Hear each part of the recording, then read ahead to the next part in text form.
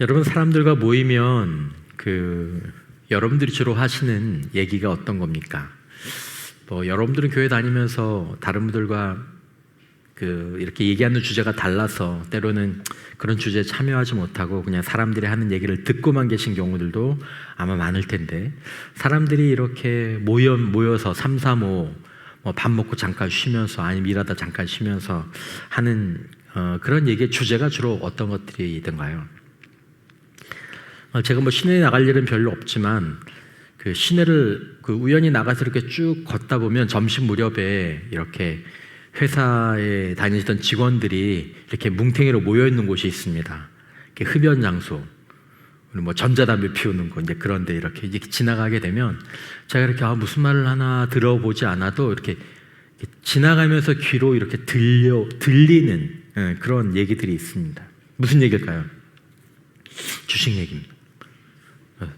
얼마 올랐어, 뭐 뭐래, 거의 그런 얘기입니다. 여러분, 거기서 사람들이 모여서 커피 한 잔 이렇게 들고 자신의 죽음, 나는 어떻게 죽어야 될까? 이런 얘기를 한 거나, 아니면 내가 마주하게 될 한 발 두 발 떼기 어려운 노화의 마지막 단계, 그리고 혹시 자기 부모님이, 저도 그런 부분들 좀 보지만, 자기 부모님이 지금 몇 년째 겪고 있는 그런 어떤 치매, 그것들을 이제 마지막 자기가 겪게 될 수도 있다, 이런 것들을 얘기하면서 혹시라도, 제가 얼마 전에 좀 집에서 그런 얘기를 나눈 적이 있었는데, 내가 우리 부모님 요즘 이렇게 돌보면서 느끼는 건데, 나중에 혹시 나한테 치매가 좀 시작이 되면 내가 치매가 시작되었다고 아내나 아이들한테 그렇게 좀 얘기해 달라고 하려고, 그래야 될 것 같아. 왜냐하면 내가 보니까 남자분들이 나이가 이렇게 들어서 막 고집을 부리고 부정하는 것 때문에 안 그래도 돌보는 게 힘든데 그것들이 좀 힘들어 보이더라고. 그래서 나는 내가 그렇게 그런 치매 또 이런 증상들이 올 수 있다는 걸 미리 생각하고 있다가, 그렇게 되면 그러니 나한테 그게 시작이 됐니? 그러면 내가 앞으로 메모를 하고 너희 얘기를 좀 잘 들어봐야 되겠구나. 내가 어떤 걸 좀 하면 좋을까? 어떻게 좀 협조하면 좋을까? 나한테 알려줘. 그러면서 메모도 하고 훈련도 받고 그렇게 하면 훨씬 더 좋을 것 같아. 이런 얘기를 나누는 사람들은 거의 없죠. 김 과장, 너는 어떨 것 같아? 이런 얘기를 주제를 꺼낸 사람이 거의 없습니다. 만약에 우리가 그런 얘기를 꺼내도, 야, 너는 무슨 그런 얘기를 하냐? 이렇게 제대로 대꾸해 주는 사람도 없을 겁니다. 그러니까 저는 종종 얘기를 하는 편에 속할 겁니다. 다른 목사님들은 어떨지 모르겠지만. 하지만 교회에서조차 이렇게 죽음이라는 것을 정면으로 다루는 설교들은 잘 하지 않습니다. 축복, 형통, 승리, 회복, 이제 이런 것들은 즐겨하죠. 저도 그런 게 좋습니다. 저도. 죽음을 어떻게 맞이할 것인가 라는 것에 대해서는 우리가 이제 애써 말을 서로 아끼죠. 우리가 터부시한다 그러잖아요. 굳이 노아의 마지막 과정 그걸 굳이 얘기해. 치매 그걸 굳이 얘기를 해. 그거 근데 성경은 다릅니다. 성경은 죽음을 항상 다룹니다. 중간에 양해를 구하고 그런 거 없습니다. 그냥 한 인생을 그대로 진실하게 쭉 다룹니다. 창세기도 마찬가지입니다. 창세기의 마지막 48장, 49장, 50장 거의 다 임종, 장례, 유언에 관한 얘기입니다. 그러니까 알스터백 목사님의 표현을 빌리자면 이 48장, 49장, 50장 이건 하나의 긴 부고기사와 같다, 그렇게 얘기를 해요. 야곱의 축복, 야곱의 죽음, 야곱의 장례, 그리고 요셉의 죽음, 그리고 입관으로 51장 마지막 절은 입관으로 끝납니다. 입관으로. 야곱이나 요셉은 노후나 은퇴 준비는 어땠는지 모르겠지만 이 사람들은 준비된 죽음을 맞이했습니다. 여러분들은, 우리 성도로서 우리는, 아니 성도 이전에 한 인간으로서 우리는 준비된 죽음을 맞을 수 있는가? 죽음이 준비되었는가? 이건 이제 인문학적으로도 되게 중요한 질문이지만 사실은 영적으로는 더 중요한 질문이죠. 그러니까 여러분, 노후, 은퇴, 여러분 그게 영원합니까? 노후가 영원합니까? 은퇴 이후의 삶이 영원합니까? 여러분, 노후나 은퇴에 대한 자료들은 쏟아지고 넘칩니다. 노후 준비, 은퇴 준비, 유튜브에 영상이 어마어마하게 많습니다. 근데 여러분, 삶의 마지막 시기, 살아는 있지만 살아가는 것은 아닌 시기에 대한 묵상. 살아는 있어요. 하지만 살아가는 것은 아닌 그런 시기의 묵상. 그리고 그 뒤에 이어지는 죽음에 대한 이야기는 별로 없습니다. 조회수도 겨우 진짜 좋은 강연이고 책인데도 몇만 정도. 만약에 이제 오늘 제가 잠깐 나누는 정도라도 생각하고 있다면 그나마 인문학적으로 죽음이 준비된 사람입니다. 제가 종종 보는 채널 가운데 그 서울대 법의학자 교수의 유성호 교수가 있는데, 사진 한번 보여주시면 그 이분인데 법의학자가 뭐 하는 분인지 아시죠? 그러니까 시신을 부검하는 사람입니다. 그래서 이 사람의 사연이 뭐고 왜 죽었고 하는, 그걸 이제 얼마나 그냥 시신을 보는 게 일인 사람이죠. 서울대 법의학자 교수인데, 이분 얘기를 이렇게 같이 종종 이렇게 그 채널에 뜨면 가끔 보는데 다는 못 보더라도 참 좋은 부분들이 많이 있더라고요. 책도 이분이 많이 보고, 이분이 그런 얘기를 했어요. 저는 법의학자로서 매주 다양한 죽음을 접하는데요, 그 중에는 갑작스러운 죽음도 있고 준비되지 않은 죽음도 있습니다. 그리고 또 준비한 죽음도 있습니다. 제가 이런 현장에서 제가 절실하게 깨닫는 게 뭐냐면, 삶의 안전이란 것은 단지 질병을 피하거나 사고를 막는 수준을 넘어서 죽음을 사유하고 준비할 줄 아는 힘에서 비롯된다는 것입니다. 삶의 안전이 죽음을 사유하고 준비할 줄 아는 힘에서 비롯된다는 것입니다. 이분 얘기 조금 들어볼까요? 한 3분 정도. 여러분 잘 아시다시피 우리가 지금 현대사회에서 우리는 죽음과 안전이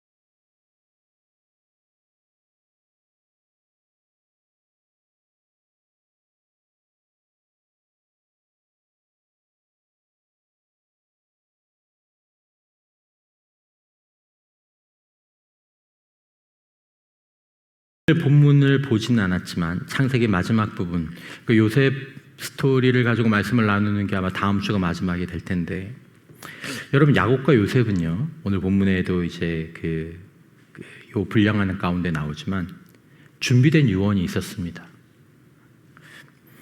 여러분들은 또 저는 준비된 유언이 있는지 모르겠습니다. 다시 말해서 야곱과 요셉은 그들이 인문학자 굳이 이런 타이틀을 붙이지 않아도 그들은 이미 자신의 죽음을 사유하고 있었고 생각하고 있었고 준비하고 있었다라는 것입니다. 전혀 당황하는 기색이 없죠. 본문에 죽음의 순간은 굉장히 실감나게 여기 나타나 있는데 요셉과 야곱에게는 이 죽음에 대해서 당황하는 모습이 전혀 없습니다. 사도 바울에게도 그렇고 스데반에도 그렇고 우리 주님에게도 그렇고 오늘날 많은 믿음의 성도들 가운데 이 자리에 앉아 계신 분들 가운데 어떤 분들에게서도 동일하게 그것들이 이제 나타날 겁니다. 여러분 사도 바울도 유언이 있었죠. 유언이 있다라는 말은 죽음을 사유하고 준비했다라는 뜻입니다. 예수님도 유언이 있었습니다. 요한복음 17장은 예수님의 긴 유언 중에 하나죠. 유언기도 같은 거죠. 저와 여러분들은 유언이 있습니까? 어떤 유언을? 그러니까 우리가 노후와 은퇴 후에 우리의 인생에서 현금 흐름도 중요할지 모르겠지만 진짜 중요한 건 죽음에 대한 묵상, 인문학적으로는 사유, 그리고 준비된 죽음이죠. 성경의 인물들, 성경을 통해 하나님이 이것을 보여주시는 이유가 있습니다. 그것은 신앙인들에게 죽음이 끝이 아니라 하나님의 약속이 완성되는 새로운 시작이 된다라는 것을 하나님이 말씀하고 싶으신 것입니다. 그리고 어떻게 죽느냐가 그가 어떻게 살았느냐를 증명하기 때문입니다. 죽음은 삶에 대한 하나의 증명이 됩니다. 준비된 죽음이란 곧 가치와 신앙 위에서 살아가는 진지한 삶을 동시에 의미하기 때문입니다. 여러분 죽음이 준비된 사람들은 삶을 가치와 신앙 위에서 더 진지하게 그렇게 살아갑니다. 오늘 그 사람이 그렇게 사는 이유는 무엇입니까? 죽음을 그렇게 준비했기 때문에 그렇게 사는 것입니다. 오늘 그 사람이 그렇게 엉망으로 사는 이유는 무엇입니까? 그 사람이 죽음을 준비하지 못했기 때문이죠. 창세기 48장에 보면 야곱이 기력이 다했습니다. 침상에 누워있죠. 육신의 눈은 거의 보이지 않습니다. 손자인 므낫세와 에브라임이 요셉 아버지의 손에 이끌려서 할아버지 앞에 서죠. 요셉은 당연히 장자인 므낫세가 아버지의 오른손에 축복을 받을 거라고 생각했는데 야곱이 팔을 어긋 맞춥니다. 요셉이 당황하죠. 그러면서 오늘 본문 읽지 않았지만 48장 18절에 보면 요셉이 아버지 눈이 잘 안 보이시는 것 같은데 얘가 장자예요 하면서 이제 오른손을 므낫세의 머리 위로 올려놓으려고 하는데 야곱이 다음처럼 말하면서 거부합니다. 48장 19절에 보면 나도 안다 내 아들아 나도 안다. 저는 처음에 이 본문을 이렇게 보았을 때 이게 너무 인상적인 거예요. 이 말투가 알아 아들아 나도 알아. 내가 몰라서 그러는 게 아니야. 이건 나의 의도고 이건 나의 뜻이고 이건 하나님께서 우리에게 주시는 거야. 이런 의미죠. 야곱의 육신의 눈이 거의 멀었지만 하나님의 뜻을 분별하는 영적인 통찰력은 어느 때보다 선명했다라는 거죠. 여러분 야곱의 마지막, 지난주에 한번 보셨던 것처럼 야곱의 마지막을 기록한 히브리서 12장 21절은 이렇게 기록되어 있습니다. 믿음으로 야곱은 죽을 때에 요셉의 각 아들에게 축복하고 그 지팡이 머리에 의지하여 경배하였으며, 이 영적인 죽음입니다. 이것은 죽음을 하나님 안에서 준비하며 살아왔던 사람들이 보여주는 마지막 모습입니다. 축복하고 자신의 지팡이 머리에 의지하며 경배하고 그렇게 하나님 나라에 가는 거죠. 노년에 노년이 왔는데도, 제가 최근에 몇 분들과 얘기할 때 얼마 전에 그 책에서 봤던 얘기를 조금 드린 적이 있는데, 요새는 노년을 이렇게 구분하더라고요. 노년을 55세부터 노년이라고 그러더라고요. 55세부터 75세를 젊은 노년이라고 얘기하고 75세부터 돌아가실 때까지를 노년의 노년, 그리고 마지막 그 순간은 정말 이제 끝. 아까 유성호 교수가 얘기한 것처럼 한 90 몇 세 그때에 되면 노년의 노년이 왔어요. 자기가 몸이 정상이 아닌 것도 알고 생각이 정상이 아닌 것도 알고, 그리고 어딜 다닐 수도 없어요. 여러 가지 불편함 때문에 여행도 못 다니고, 그리고 밖에 누구를 만나는 것도 힘들고, 입맛도 없어요. 나이 드시면 입맛을 구분하는 것도 어떤 이유 때문에 그냥 달라지시더라고요. 매일 똑같은 것을 먹고. 근데 노년의 노년이 왔는데도 그저 이 땅과 땅의 것들에 몰두하던 사람들은 이런 모습을 보여줄 수가 없죠. 그렇게 보여줄 수가 없어요. 히브리서의 11장 21절에 야곱의 죽음이 나오고 22절에 바로 이어서 요셉의 죽음이 나오거든요. 22절에 보면 믿음으로 요셉은 임종시에 이스라엘 자손들이 떠날 것을 말하고 또 자기 뼈를 위하여 명하였다라고 얘기 나옵니다. 야곱과 요셉, 그들의 중심, 그 중심에 하나님이 계셨고 하나님의 영원한 약속, 즉 언약이 그들의 그 죽음의 중심에 있었습니다. 하나님과 하나님의 약속이 그 죽음의 중심에 있었습니다. 이 땅의 것이 아니었어요. 자기가 아니었고. 아니 노년에 노년이 왔는데도 그냥 물질, 자기 욕구, 자기 연민, 놓쳐버린 것들, 회한들. 그리고 하나님은 그들이 죽음의 자리에서 붙잡았던 그 언약대로 하나님은 행하셨죠. 야곱이 이렇게 고백하죠. 48장 21절에 보면 이스라엘이 요셉에게 또 이르되 나는 죽으나 하나님이 너희와 함께 계시사 너희를 인도하여 너희 조상의 땅으로 돌아가게 하시려니와. 두 가지 충돌하는 두 개념이 여기서 같이 나옵니다. 나는 죽으나 하나님은 너희와 함께 계시사. 현실은 뭐죠? 나는 죽으나. 현실입니다. 하지만 하나님이 너희와 함께 계시사. 이것은 믿음입니다. 인간의 이성으로는 이 두 문장을 서로 이을 수 없습니다. 어떻게 있습니까? 그 죽음 앞에서 여러분, 그러나 그 골짜기를 건너는 다리가 믿음인 줄 믿으시기를 바랍니다. 야곱이 이 고백을 하기까지 얼마나 오랜 세월이 걸렸습니까? 험악한 사건들을 스스로 초래하고 그걸 겪으면서 이제는 죽음의 절벽 아래서, 죽음이에요. 죽음의 한 걸음 뛰면 그냥 이 절벽, 심연인 절벽이죠. 하지만 이제 그 죽음의 절벽에서 저쪽에 영원히 살아계시고 야곱과 함께 하셨던 하나님께로 건너가는 믿음의 다리를 놓을 수 있게 되었다는 거죠. 여러분, 우리는 믿음의 다리를 놓을 수 있을까요? 여러분, 육신적인 그리스도인의 대명사로 불리는 야곱입니다. 소유, 지분, 자기가 원하는 것, 자기의 뜻, 주장, 악착같이 붙잡고 살았던, 하지만 그 야곱이 그 임종의 자리에서 험악한 세월을 쭉 거쳐오는 동안 이제 그 지팡이에 의지하여 몸을 굽히며 하나님을 경배하자. 내가 나이가 들어도 하나님 앞에 어떻게 뻣뻣해서 하나님 내 몸 불편해서 못 굽혀요, 그렇게 하지 않고 지팡이를 의지해서 몸을 굽히고 하나님을 경배하고, 그러나 조용히, 하지만 놀라운 권위를 가지고 이렇게 선포하죠. 나는 죽으나 하나님이 너희와 함께 계시리라. 야, 여러분, 이 말을 자기 안에 진짜 완전한 확신을 가지고 나는 죽으나 하나님이 너희와 함께 계시리라. 이게 사실은 믿음의 성숙이죠. 여러분, 하나님이 우리와 함께 계시는 줄 믿습니다.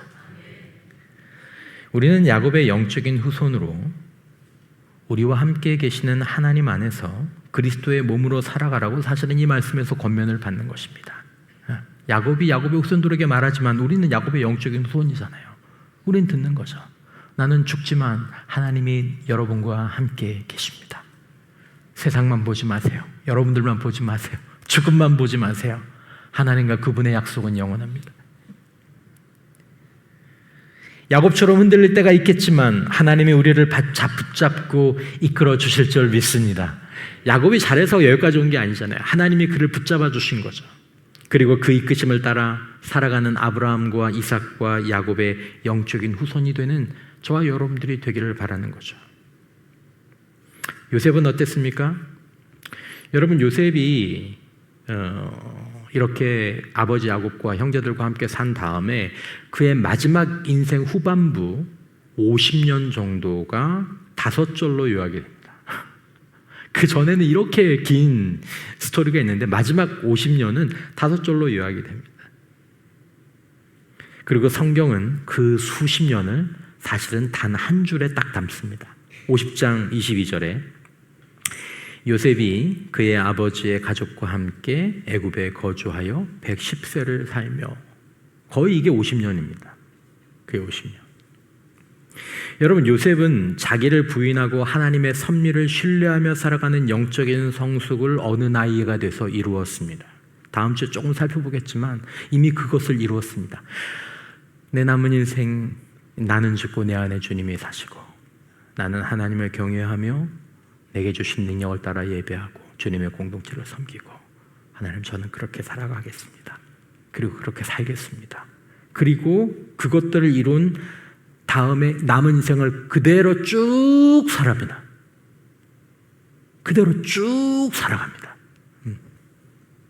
여러분, 우리 교회에도 지금 이 자리에 계신 분들, 어떤 분들에게도 어느 시기에 이룬 영적인 성숙함을 그대로 반복하면서 쭉 살아가시는 믿음의 선배들이 계십니다. 이제 그렇게 한 해 한 해 늙어가시죠.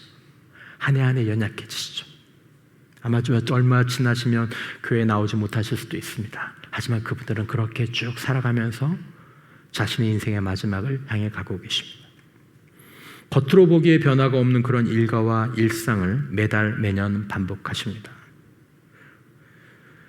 여러분, 하지만 어떤 사람들은 주님 안에서 살아가는 영적인 성숙함을 작년 후반부에서 이루지 못하시기도 합니다. 그래서 영적인 일과가 무너집니다. 여러분, 습관이 무너지면 그게 영적인 습관이든 육신적인 습관이든 신앙과 인격과 인생이 같이 무너지고 상실됩니다. 그러니까 50년을 같은 패턴으로 같은 내용으로 살아갔기 때문에 50년에 대한 기록이 없는 거예요. 그렇게 그의 인생은 그냥 그분이 그렇게 살았습니다. 그렇게 기도하며 예배하며 교회를 섬기며 후손들을 위해서 기도하고 그렇게 살았습니다. 10년, 20년, 30년, 40년. 여러분, 이 평범한 일상 속의 믿음을 지키는 것이 구덩이에서 살아남는 것보다, 옥에서 견디는 것보다 더 어려운 싸움일 수 있다는 것입니다. 한결같이 믿음의 그 자리를 지키시는 어르신들을 존경하는 우리가 되시기를 주님의 이름으로 축원합니다. 그것처럼 귀한 게 없습니다.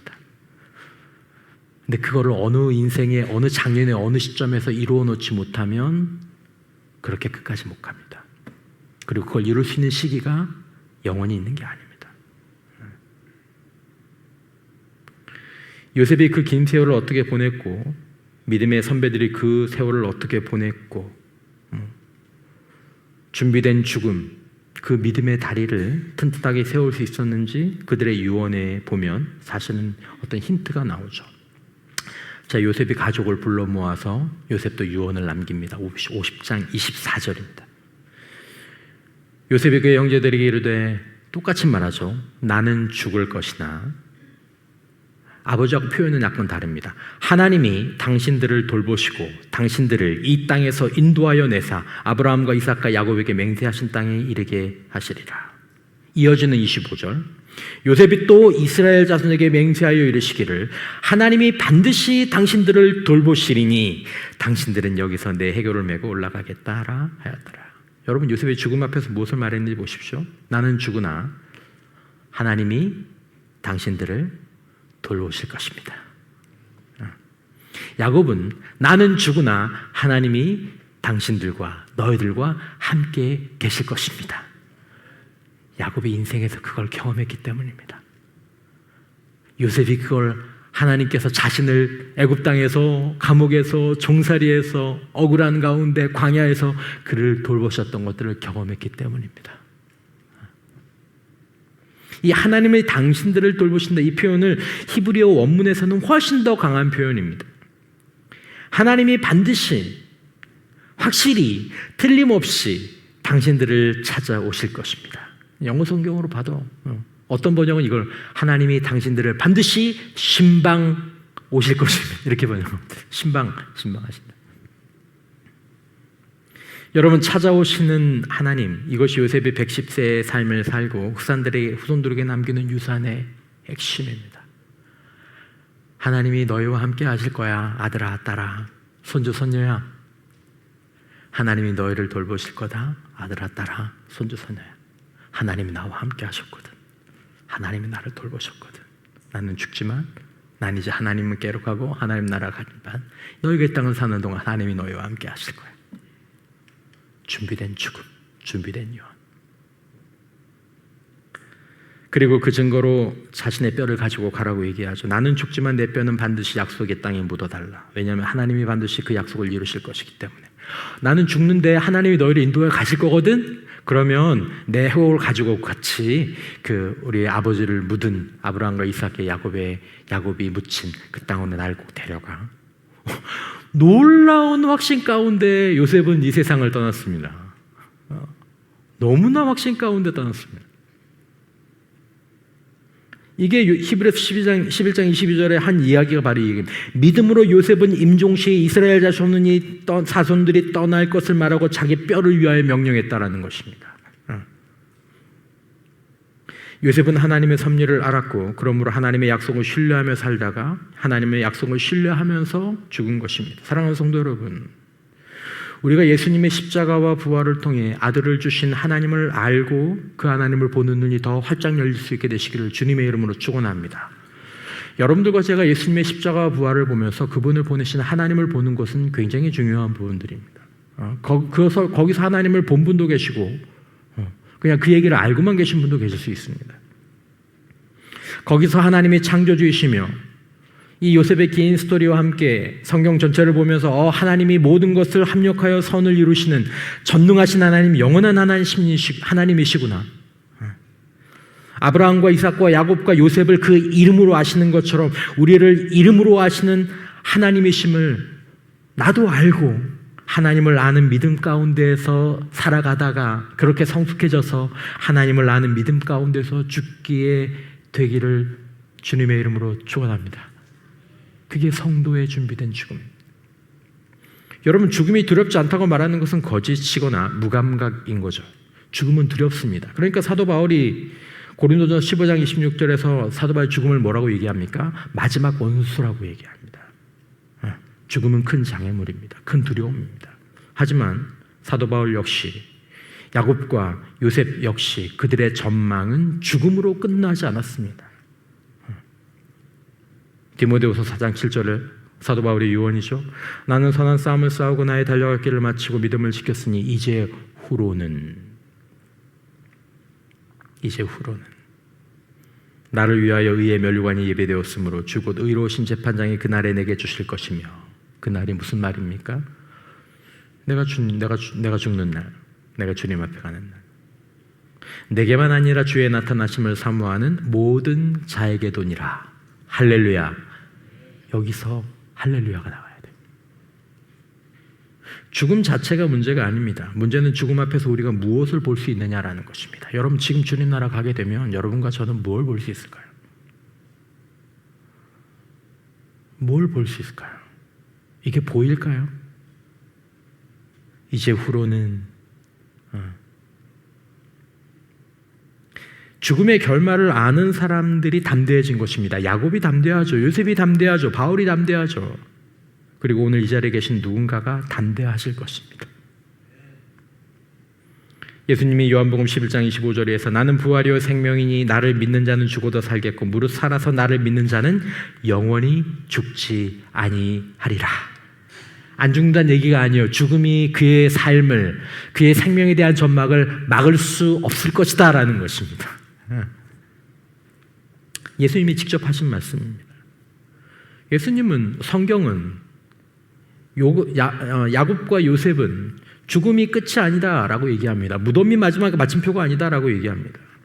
여러분, 요셉은 이 약속의 내용을 온전히 알지 못했습니다. 그러나 요셉은 영원하신 하나님을 알았고 영원하신 하나님의 성품을 알았고 무엇보다 하나님이 약속을 지키시는 분이라는 것을 알고 있었습니다. 그래서 자기는 죽지만 보지 못하는 자신의 미래를 향해서 자기의 뼈를 맡기는 것입니다. 이런 일이 있을 거거든, 하나님이 그렇게 하실 거거든, 나는 죽지만 그러니까 꼭 그렇게 해줘야 돼. 와, 놀랍죠. 여러분, 하나님은 저와 여러분들이 죽은 다음에 무슨 일을 하실까요? 우리 영혼에 대해서, 우리 삶에 대해서. 여러분, 우리는 요셉보다 훨씬 많은 정보를 가지고 있습니다. 우리는 십자가를 알고, 우리는 빈 무덤을 알고 있고 부활하신 그리스도에 대해서 들었습니다. 그러나 그 영적인 정보를 진지하게 묵상하고 예수님을 알고 나를 위해서 예수님을 이 땅에 보내신 아브라함과 이삭과 야곱과 요셉의 하나님을 나의 하나님으로 알고 경외하면서 살아가는 것은 정보를 아는 것과는 또 다른, 전혀 다른 문제입니다. 마음의 확신, 하나님은 반드시 찾아오시리라. 이게 있는 것은 정보를 가진 것과는 또 완전히 다른 문제예요. 여러분, 우리는 이 세상 속에서 살아갑니다. 같은 동네에서, 같은 마트에서, 같은 학교에 아이들을 보내면서.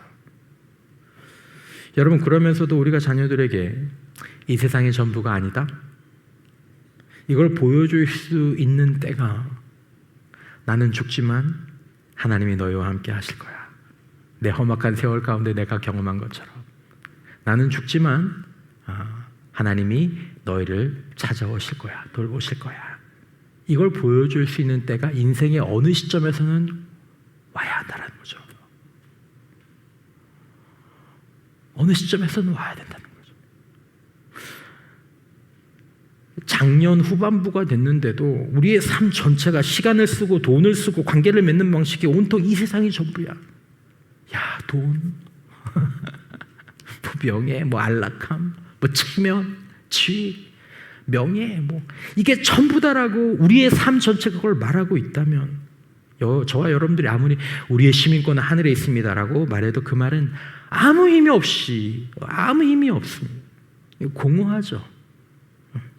뭐 엄마가 말은 저렇게 하지만 엄마는 천국에 없는 사람처럼 살아. 죽으면 큰일 날 사람처럼 살아. 우리 아버지는 그래. 뭐가 힘이 있겠어요? 여러분, 죽음을 앞둔 요셉의 마지막 관심사는 자신의 업적도 아니었고 자신의 유산도 아니었습니다. 하나님이 반드시 여러분들을 돌보실 것입니다 라는 선포였고, 남겨진 사람들을 하나님의 약속 위에 세우는 것입니다. 하나님이 너희를 인도하실 거니까 이거 잊지 마. 여러분, 어떻게 죽느냐가 어떻게 살았느냐를 보여줍니다. 요셉의 죽음을 보면 요셉이 어떻게 살았는지가 보입니다. 야곱의 죽음을 보면 야곱이 어떻게 살았는지를 알 수 있습니다. 사도 바울의 죽음을 보면 사도 바울이 어떤 삶을 살았는지 볼 수 있습니다. 알 수 있습니다. 우리의 죽음을 보면 우리의 삶을 알 수 있습니다. 여러분, 우리 시대는 죽음을 극도로 회피합니다. 의학의 발달 덕분에 우리가 죽음을 좀 지연시킬 수 있게 되었죠. 여러분, 1970년에 처음으로 우리나라에서 기대 수명에 대한 조사가 나왔습니다. 그때 1970년생들을 조사하면서, 제가 1971년생인데 거의 70년생들하고 같은 학교를 다녔기 때문에 제가 맨날 70년생들 친구들하고 이제 같이 있는데, 그때 우리나라에서 기대 수명을 조사할 때 1970년생이 몇 살까지 산다고 하셨는지 아십니까? 56.7세였습니다. 그때. 지금은요, 뭐 86세 막 이렇게 되죠. 연장됐어요. 하지만 그것은 죽음을 정복한 것이 아닙니다. 그러니까 오히려 죽음 앞에서 죽음을 좀 연장했을 뿐인데 준비가 안 된 사람들이 사실은 더 많아지게 되죠. 마지막으로 짧은 영상 하나 보겠습니다. 아까 그분 얘기했는데. 회사의 임원이 되신 거예요. 여러분, 회사에서 임원이란 건 가족들도 많이 도와주셔야 되고 정말 열심히 일하신 거거든요. 근데 이분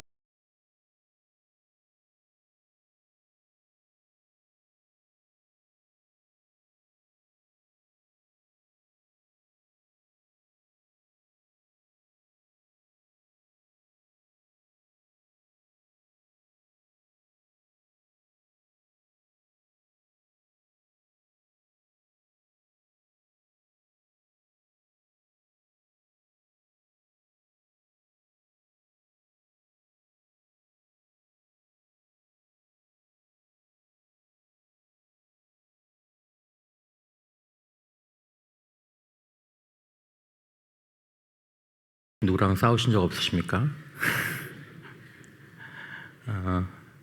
가끔 생각하셔야 됩니다. 혹시라도 이게 우리의 마지막 대화일 수 있다. 그러면 안 되잖아요. 사랑한다, 고맙다, 네가 있어서 너무 좋았다. 우선은 돈부터, 다른 건 그 다음에 생각하자고 하지만 죽음은 우리와 사랑하는 이의 죽음을 절대로 보류해주지 않는다는 것 사실을 기억하셔야 합니다. 그러므로 우리는 항상 젊은이로부터 장년, 노년에 이르기까지 죽음을 준비해야 합니다. 그러면 좀 더 잘 살 수 있습니다. 만일 우리가 야곱과 요셉처럼 사도 바울처럼 죽음에 대해 준비되어 있다면 우리는 인문학적으로 죽음을 준비하는 사람보다 비교할 수 없을 만큼 더 잘 살게 될 줄 믿습니다. 놀라운 확신과 선명한 전망을 가지고 죽음의 자리에서 하나님을 경배하고 축복하며 믿음의 유언을 남길 수 있게 되는 거죠. 여러분, 죽음에 대한 준비는 죽음에 대한 집착이 아닙니다. 고백할 수 있느냐라는 거. 나는 죽으나 하나님이 너희와 함께 계시고, 나는 죽을 것이나 하나님이 당신들을 돌보실 것이고, 이걸 고백하고 선포하면서 그렇게 살다가 죽을 수 있다면 그것은 준비된 죽음입니다. 자주 인용되는 C.S. 루이스의 나냐 연대기 마지막에 나오는 말, 거기에 천국에 들어가는 일을 이렇게 묘사했죠. 자주 이 얘기가 인용됩니다. 우리에게 일어난 모든 일은 이제야 진짜 이야기가 시작되었을 뿐이다. 그들의 삶은 지금까지 표지와 제목 페이지에 불과했다. 이제 드디어 1장이 시작되었다. 야, 드디어 진짜 내 삶이 시작되었다. 언제부터? 죽음 이후로부터. 주님 나라에서 하나님과 함께. 지금까지는 표지였어. 지금까지는 제목이었어. 사도 바울이 그 얘기를 하잖아요. 죽음은 마침표가 아니라는 것이죠. 죽음은 우리의 진짜 이야기의 1장의 첫 줄이라는 거죠. 여러분, 요셉의 육신 이야기는 관으로 끝납니다. 오늘 창세기 50장 마지막 절. 요셉이 110세의 죽음에 그들이 그의 몸에 향재료를 넣고 애굽에서 입관하였더라. 우리 모두의 마지막 얘기. 하지만 요셉은 하나님과 그 이야기가 끝나지 않고 이제 시작될 것임을 알 수 있었습니다. 여러분, 저와 여러분들도 이렇게 살다가 입관될 수 있기를 바랍니다. 하나님이 너희를 찾아오시고 하나님이 너희를 돌보시고 하나님이 너희를 이끄시리라. 지금 우리의 삶이 어디에 있든 무엇이 두렵든 얼마나 오래 고통 가운데 있었든 이 말씀은 오늘 저와 여러분들 모두에게 유효합니다.